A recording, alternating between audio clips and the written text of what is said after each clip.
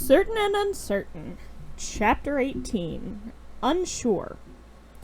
Jen frowned as she sat in the dirt near the RV. Max and Wes were dealing with the minutia of a dig site flooding in the middle of a Nevada desert. But Jen was on a video call with her cousin.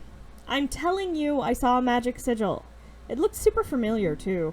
She reached over and plucked a spike off Pierce's elbow. He winced. "Ow." She rolled her eyes.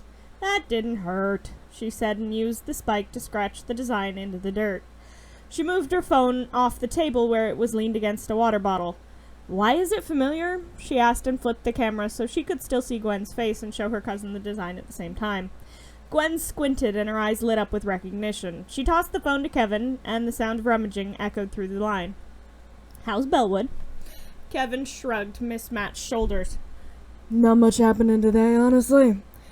It's quiet without you here, surprisingly. You figure out why there's Galvin writing on the tapestries?" Jen shook her head. "Not yet." Gwen reappeared over Kevin's shoulder. "This is why it looks familiar." She held up a tiny spell book. "Isn't that the one you took from Charmcaster when she switched our bodies?" Kevin's eyes went wide. "That actually happened?" Gwen nodded and flipped the book open. "It did, and yes, it is. It was all I had as a legitimate spell book for a while, but it's pretty basic." She flipped a few pages in and showed the page to the camera. "The symbol you activated was a basic elemental spell. Water, obviously. You're lucky it wasn't fire. That one's harder to get away from. What did you guys find, anyway?" Jen looked over at Kai, who was nose deep in the first book. "Kai, any ideas?" Kai looked up and blinked. "Oh, sorry, it's a journal. Sir George? I have no idea how old it is, though. None of it's dated, and with the energy dome preserving the books, there's no way to reliably date them." She held up the book. "It's also written in medieval English. Not quite Chaucer bad, but very old." "And the other one?" Jen shuddered. "And the other one?" Jen held it up from the table so Gwen and Kevin could see it. "Locked. But here's the kicker, though. Locked with a biometric lock." She turned the book so they could see the pages. The lock there was made of the same green leather as the binding of the book, and was glowing slightly. Or at least that's what we think it is. Gwen shook her head. "Hold it closer to the screen." Jen did as she was asked. "That's not a tech lock." She flipped through the book again and held up a new page. "See? Magical. The sigil's faint, but it's there. I might be able to break through the enchantment." Jen looked at Kai. Kai shrugged. "Magic isn't my forte. Grandpa has to sign off on it, though, before you can take it with you. It'll take some time to get this worked through." Jen frowned. "We may have someone who can help. Let me call you back, Gwen." Jen hung up and dialed a new number. It took several rings for the call to be answered. "Jen, hello. I wasn't expecting to hear from you this late." Jen swore. "Right. Time zones are a thing. Sorry, Gregory." "No, it's quite all right. I'm on the night shift tonight anyway. How can I help?" The voice was pleasant and had a thick British accent. Kai raised an eyebrow at Pierce and Ethan, who shrugged. "We ran across an old Forever Night castle in the Nevada desert. May need some help. How's your medieval English?" Gregory laughed. "Quite good, actually. Will the files be emailed?" Wes Green had joined them and shook his head. "No, we'll come to you. Jen will put us in contact with each other, and we'll work out the details later." "Sounds lovely. It was wonderful to hear from you, Jen. Keep in touch." Jen nodded and ended the call. "You trust him?" Wes asked as Jen put away her phone. She nodded. "Yep, he's a sweetheart. Trust me. Gwen says she may be able to get the second book open." Wes nodded. "Take that one with you, then." Jen nodded and handed the book to Pierce. Ethan pulled her to her feet, and she brushed the dirt from her pants. "You grabbed the projector?" Jen nodded and pulled it out of her pocket. "It got wet when we set off the trap, though. I don't know if it still works." Wes examined the device and frowned. "And it just opened?" Jen nodded. "Yeah, I moved the Omnitrix close to it, and it deactivated." Wes frowned. He handed the device back to Jen. "Take that with you. See if you can't fix it and reproduce the effect." Jen nodded. Ethan frowned. "Is no one gonna mention how the symbol of the plumbers showed up in one of the Forever Night castles and nowhere else? Any idea why?" Pierce nodded. He had been wondering that, too. Jen shook her head. No idea, but we're going to figure it out. Keep in touch. Kai nodded and held her arms open with a small smile. See you around, Space Girl? Jen smiled and hugged her. It was brief but genuine, and they smiled at each other as the others said their goodbyes. Max loaded them onto the rust bucket, and they set back off towards Bellwood. Jen frowned as she looked over the still-sealed book. There was something about this whole situation that just didn't feel right.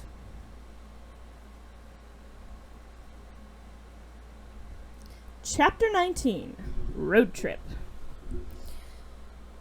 Jen was hoping for a peaceful day after finally confronting her first crush, the girl who had, for the longest time, convinced her that people only wanted her for what she could do and not who she was.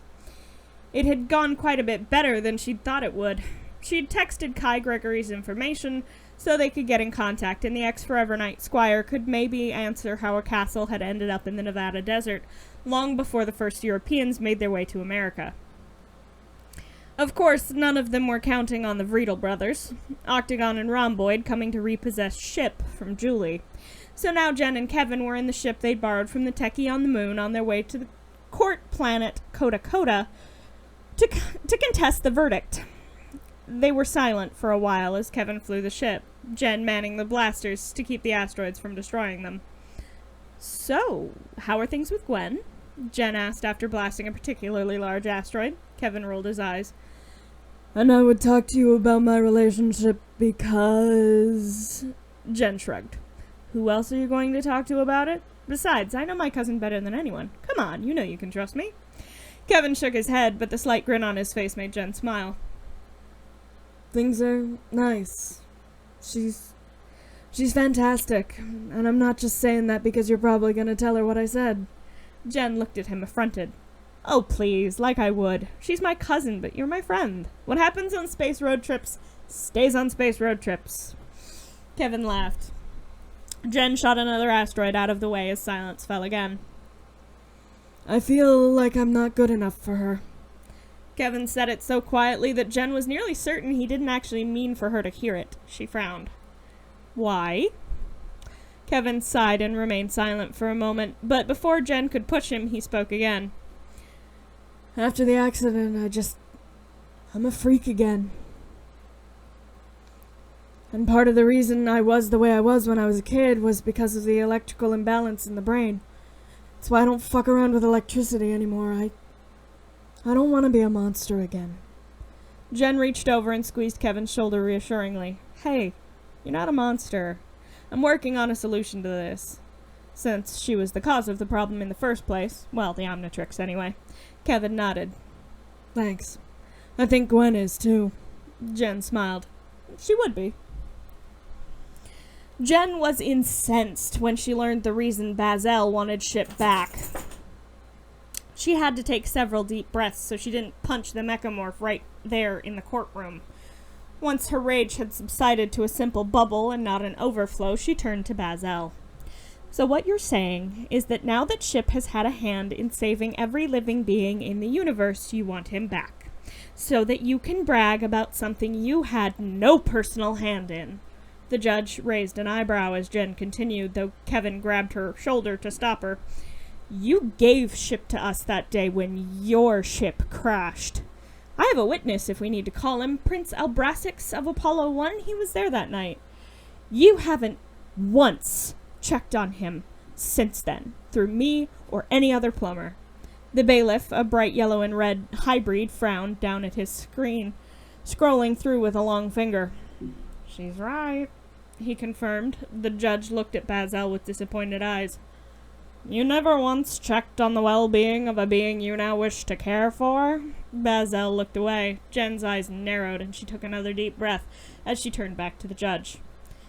Your Honor, my best friend Julie has cared for Ship like he was a member of her own family. She takes perfect care of him, plays with him, and makes sure he has everything he needs. It would be extremely cruel to take him away from her without any real provocation. Kevin raised an eyebrow but remained silent. Very well. The court finds in favor of Jennifer Tennyson. No one dumb enough to hire the Vreedles to bring in someone alive is fit to care for another sentient being anyway. And may I say How dare you waste the time of the wielder of the Omnitrix with this, Bazel? You should be ashamed of yourself. I hereby rescind the court-ordered repossession of the property known as Ship and order Bazel to call off his agents. He banged his gavel on the stand, and Bazel let out a frustrated noise. Court adjourned for a 10-minute recess. The judge banged his gavel again and vanished as well. The bailiff stepped down to the main courtroom floor and bowed to Jen. She smiled slightly. Please don't. He looked up. It is an honor to meet you, Jen 10, hero of my people. The Highbreed Supreme often speaks of you and your teachings of peace. Jen grinned a little wider. Riney is too sweet. Could you tell him that the flower he gave me is blooming? I actually have a picture of it. Hang on. She pulled out her phone from her pocket and took a moment to pull up the photo of the flower Riney, the new Highbreed Supreme, had given Jen as a peace offering. It was well on its way to becoming a rosebush. Oh, and I've been meaning to give him my communicator code. The Highbreed bowed again. It would be my honor. Jen pulled a scrap of paper out of her pocket and scribbled down the number for her direct communicator. She handed it off and grinned. Thank you. What's your name? He took the paper and nodded. I am called Ba Leaf. It's nice to meet you, Ba Leaf. Thanks for that, and we have to get going. I gotta make sure the Vreedles didn't kill my friend. Ba Leaf nodded and bowed again as Kevin and Jen hurried back to the ship. Bazel came along with them, so he could call off the Vreedles. I'm never gonna get used to that. Kevin laughed as they strapped in and took off. What, being famous? He nodded. Look at it this way. You're still a nobody on Earth. Jen punched him in the shoulder and had to shake out her hand as her knuckles throbbed from the hard contact with metal. Kevin laughed. Jen rolled her eyes and they shot back through space towards Earth at top speed.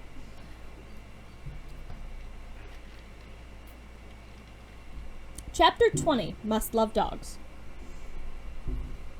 Finding the Vreedles dragging Julie away, locked still inside a robot suit Jen didn't know Ship could make, was an unpleasant way to come back to Bellwood. Bazel getting blasted by the bigger of the brothers and splattering was less than pleasant. Jen let the residue of the mechamorph slap into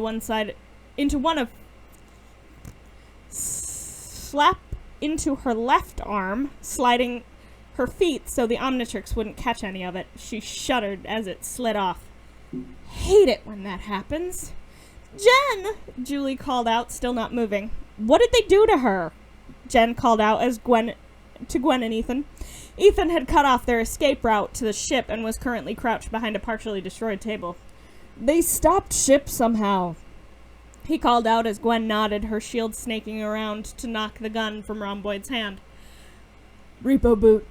I can get that off. Jen rolled her eyes at Kevin. This in no way surprises me. Cover him.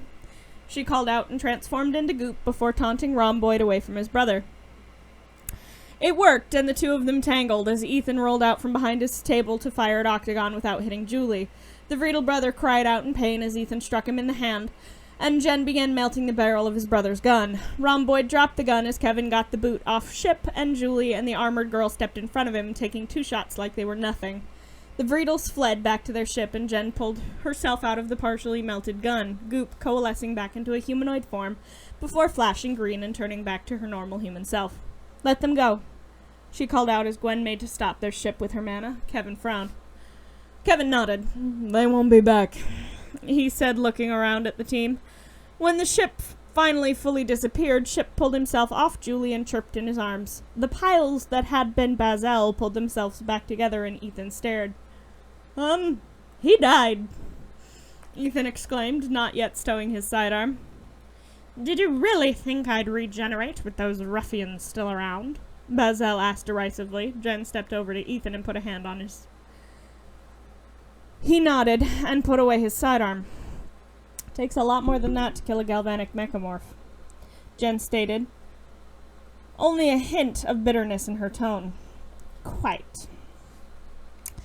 The air grew tense as Bazel spotted Ship in Julie's arms.